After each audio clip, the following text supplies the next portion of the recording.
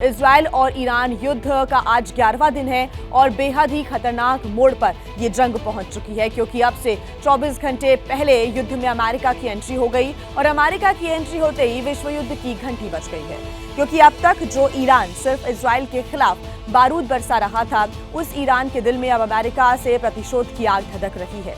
America ने Iran में घुसकर उसके 3 परमाणु ठिकानों पर हमला किया और आपको बता दें कि अमेरिकी राष्ट्रपति डोनाल्ड ट्रंप ने यह दावा किया कि तीनों परमाणु ठिकानों को तबाह कर दिया गया है। इसमें कामयाबी अमेरिका को मिली है।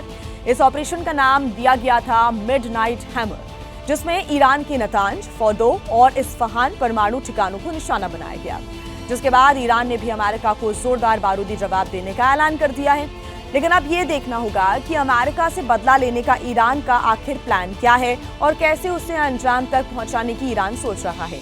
लेकिन इन सब के बीच ईरान ने इजराइल पर और भी ज्यादा भीषण हमले करना शुरू कर दिया है। इजराइल भी ईरान को लगातार जोरदार जवाब देने में जुटा हुआ है, यानी कि तेल अवीव से तेहरान तक भीषण तबाही का दौर जारी है। लेकिन इन सब के बीच सबसे बड़ा सवाल ये भी है कि क्या अब दुनिया तीसरे विश्व युद्ध के मुहाने पर खड़ी हुई है, क्योंकि इजराइल के साथ अमेरिका खड़ा है, ईरान के पीछे सपोर्ट देने के लिए रशिया भी है। इस बीच एक बड़ी खबर आपको बता दें, ईरान पर हमले पर ट्रंप ने अपना ताजा बयान दिया है। कहा है कि ईरान के परमाणु ठिकानों को बहुत बड़ा नुकसान पहुंचा है। हमले बहुत सटीक और जोरदार थे।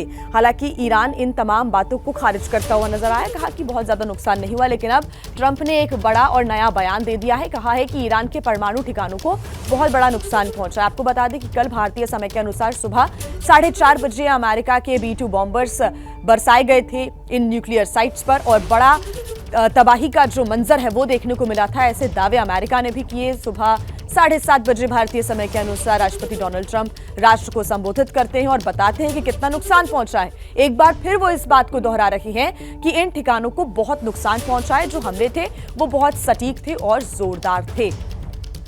लेकिन ईरान इन बातों को खारिज करता हुआ दिखाई दिया। ईरान ने कहा कि बहुत ज्यादा जो नुकसान है वो इन न्यूक्लियर साइट्स पर नहीं पड़ा है, क्योंकि पहले ही जो महत्वपूर्ण सामान था यहां से हटा लिया गया था, यूरेनियम को शिफ्ट कर दिया गया था।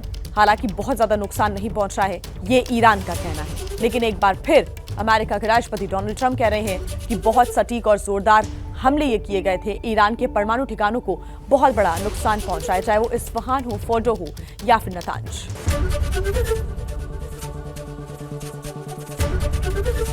ABP गंगा, खबर आपकी, जुबान आपकी।